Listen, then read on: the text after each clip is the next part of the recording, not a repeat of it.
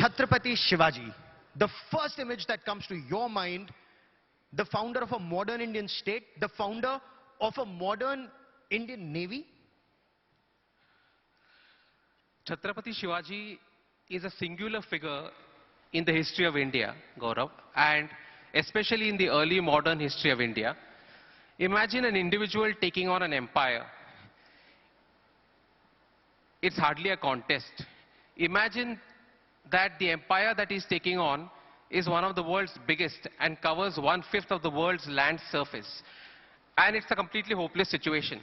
Yet, this man from one corner of the Western Deccan takes on the Mughal Empire when it's at the height of its glory under Emperor Aurangzeb. And not only establishes his own independent sovereign state, but sows the seeds of the destruction of the Mughal Empire. He fashions a template of governance which is his own. He frames policies for responsible and responsive governance, rejigs completely the civilian, political and revenue administration, and he gives robust expression, above all, to values of religious plurality, values which Aurangzeb is actively and aggressively working against. So he's a pivotal figure, and he's certainly the progenitor of the Indian Navy, Gaurav. The insignia of the Indian Navy has been taken from Chhatrapati Shivaji Maharaj's Navy. And how many people at that time knew? Yes, we've had a Chola Navy, Manu, but why is it that the credit now is given to Chhatrapati Shivaji Maharaj? Is this politics, or is there more to it? Well, can you hear me? Yeah, there's always politics because, he's such a fascinating figure, and each political ideology can find something in him that they can appropriate. And this isn't a contemporary thing necessarily. If you look at the 19th century, take somebody like Jyotiba Phule. He sees Shivaji as a leader of peasants, somebody who's fighting for the people, and he actively plays down the Brahmin influence. Take somebody like Eknath, Tanaji, and he does the opposite. He says that it was actually Shivaji's Brahmin mentor, Dadoji Kondev, who was the one energizing Shivaji's activities. When Tilak comes into the picture, he's not interested necessarily in social reform in the same way as Phule is. He says, let's look at him as somebody fighting imperialism because we need to fight colonialism. So different groups at different times end up appropriating different sides of Shivaji. Ultimately, it's all one Chhatrapati. But because he's a king, he's done so many things that, everybody picks and chooses what they want, which continues even now. There's all kinds of debates as a result of that. But yes, I think on the naval principle, Vaibhav has covered that in his book as well. It's, let's say, a more recent example than the Cholas. There's greater evidence. The colonial period had already started. The Portuguese were already in the picture. Therefore, what he achieved attains a certain salience that perhaps we don't associate with the Cholas that easily. Dr. Kole, you are an actor, you're a political leader, you're a doctor. For you, Chhatrapati Shivaji Maharaj, is it about politics? Because as an actor, you've played the Chhatrapati. What does he mean to you? See, there is one fact about Chhatrapati Shivaji Maharaj. When you consider the great 17s of the world, if you consider the great 17s, Chhatrapati Shivaji Maharaj stands out to be the only king who was not born as a king, who never betrayed anyone to become a king. He sworn himself as a king, and when he passed away, till that time he was a king. If you apply this criteria, these 4 criteria, none of the great 17 stand on this criteria in front of Chhatrapati Shivaji Maharaj. And as Vaibhavji said, it's not only a kingdom. And as Manuji rightfully pointed out, the Navy, this is not only building a Navy, this is not only protecting a nation, this is a religious revolution. Because in that era, Samudra Paryatan, ये निषिद्ध माना गया था हिंदू धर्म में. That's why in 7th century, Cholas had their navy, and then for 1,000 years, for 10 centuries, none of the Hindu king could build a strong navy, and that was the reason why Portuguese, Dutch, British, Arabs, everybody was conquering our country. And Chhatrapati Shivaji Maharaj was the king who realized this fact, and he built his own navy after 1,000 years. So he becomes a visionary, he was a revolutionary, और एक बहुत बड़ी बात है मेरे लिए छत्रपति शिवाजी महाराज कि धर्म सत्ता और राज सत्ता. There is always a clash between religious authority and political authority. Chhatrapati Shivaji Maharaj set up an example in this land that religious authority should not overpower political authority. Instead, both should work hand in hand for the well-being of people. And most importantly, from political point of view, he was the first person जिन्होंने अपने kingdom को अपना नाम नहीं दिया. It was रयतेचं राज्य. It was not Chhatrapati Shivaji Maharaj's empire. It was not Bhosla empire. It was not Maratha empire. It was Swaraj. It was रयतेचं Raj. So I feel the foundation of democracy can be seen in Chhatrapati Shivaji Maharaj's Swaraj. Manu, but are political parties today, in your view, trying to usurp the Chhatrapati's legacy to suit their political purposes? Is that the impression? And then as a historian or a writer, are there then some no-go areas and landmines? Well, the thing is, he is an icon, right? And the thing is, this gentleman has packed so much activity into his life. It wasn't a particularly long life. Think of his life arc itself, right? He's born in a time of famine. He's born in a time when kingdoms around him are collapsing and the invasion of the Deccan is taking place. There's poverty everywhere. In great measure, he's raised by his mother because his father's fighting in the south. So he's raised by a woman who sort of, and all this is the popular history, right? It's his mother who energizes something in him to go out and do something special. He starts working from within the frame and within the debris of the old system, but then creates something new. He also faces a lot of personal challenges. There's illness towards the end. There seemed to be domestic discord towards the end. His son defects briefly. So every aspect of his life has drama, it has valor, it has vision, it has a whole series of things happening. So it's not surprising that Indians from the colonial period especially, of course his story was well known before that, decided to appropriate him as an icon. First as a regional icon, and then quickly he became a national icon because the ingredients were all there. Now the result is that in post-independence India, again political parties end up choosing different sides of it. Some people say he was a secular figure, except that secularism wasn't a feature or a characteristic or a value as such in his time. Pluralism might be the correct word, but not necessarily modern secularism as we know it. Others say that he was a protector of the Hindus, which is true if you look at his kingly narrative. Once he's around Chhatrapati, and in the Shiva Bharata, for example, he does talk about wiping out nature dharma. He does talking about Hindavi Swaraj and themes like that. But all the same, if you look at his own father's name, his uncle's name, they were named after a Muslim Sufi saint called Shah Sharif. So the pluralism is there, but his kingly narrative also gives some wind in the sails of political Hinduism.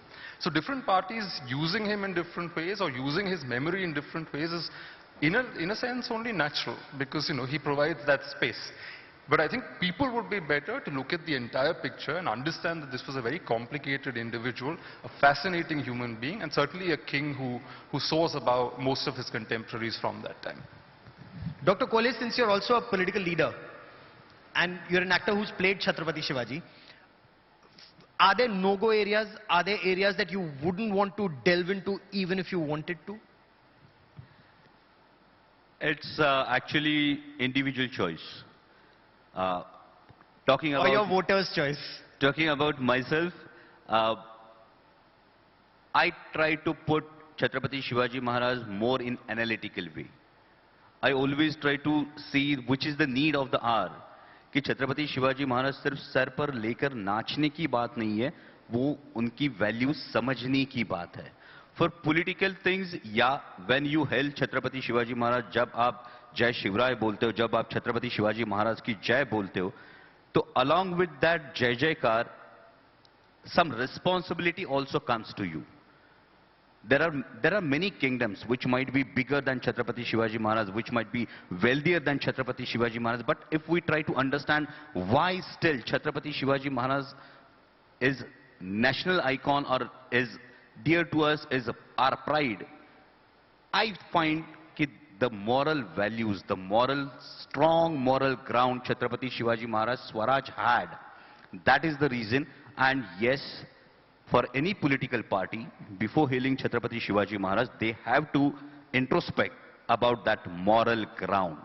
For personally, as you say, Chhatrapati Shivaji Maharaj is an ideal example of जिसे हम आसक्ति और विरक्ति कहते हैं.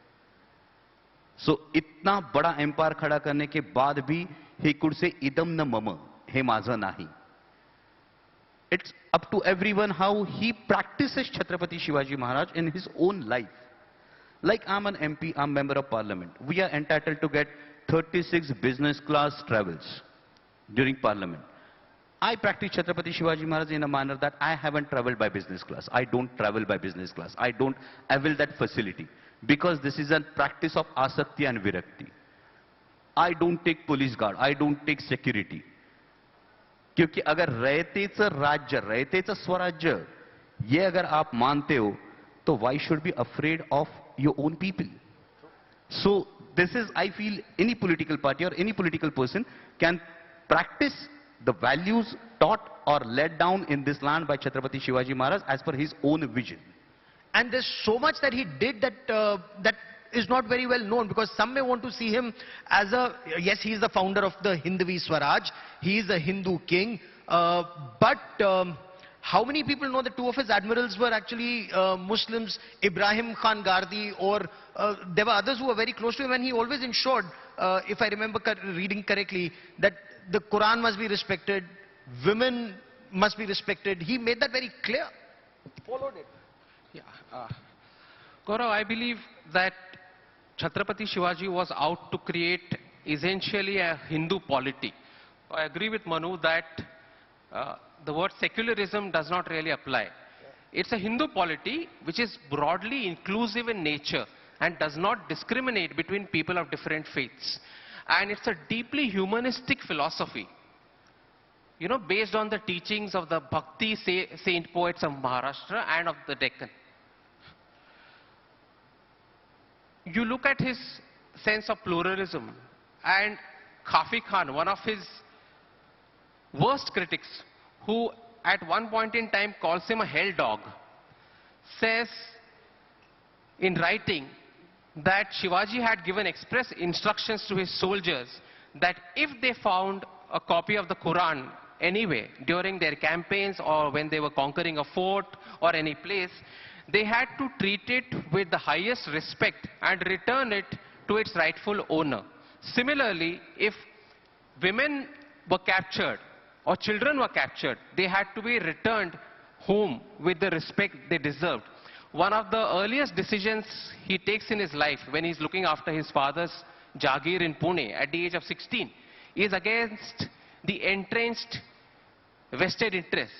There is a police patil, a guy who's head of the administrative and revenue jurisdiction of the village, and he carries out a sexual assault against an ordinary woman villager.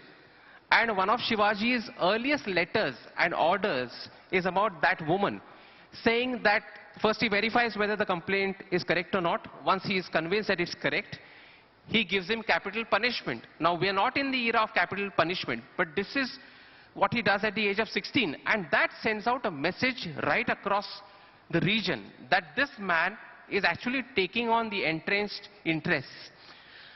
He's taking on vested interests. He's taking on people who have hereditary grants of rights, the Watandars, the Zamindars, and all these people. And that is how ordinary faceless people come to demonstrate so much loyalty for him that they're willing to lay down their lives for him.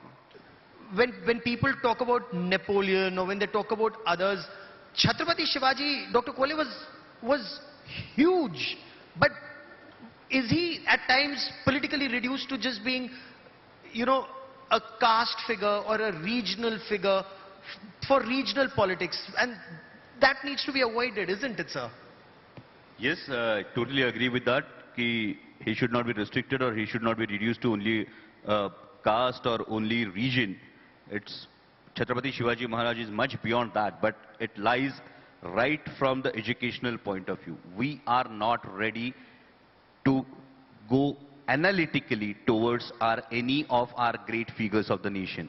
So similarly, if you apply like management principles to Chhatrapati Shivaji Maharaj stands out very tall. with SWOT analysis, with leadership skills, everything. If you apply social engineering principles to Chhatrapati Shivaji Maharaj, Chhatrapati Shivaji Maharaj Ashtapradhan Mandal, the ministry, is an ideal example of social engineering in that era.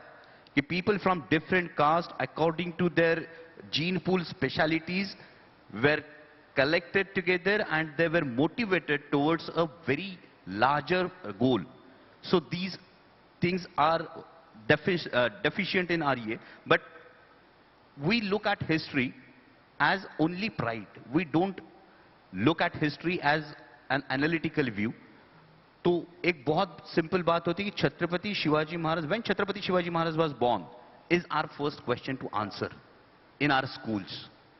Our schools don't teach कि what values of Chhatrapati Shivaji Maharaj you should inculcate in your life. हमारी value, हमारा ये आता है छत्रपति शिवाजी महाराज के गुरु कौन थे, और इस पे हम लोग लड़ना शुरू करते हैं, लेकिन हम लोग ये वैल्यू नहीं बताना चाहते कि Chhatrapati Shivaji Maharaj is an ideal example of adaptation. Adaptation to nature, adaptation to society, adaptation to the social needs. और ये values अगर सामने आए तो definitely it's not only political thing, it's our mindset of every Indian, not just to adore but to analyze and inculcate.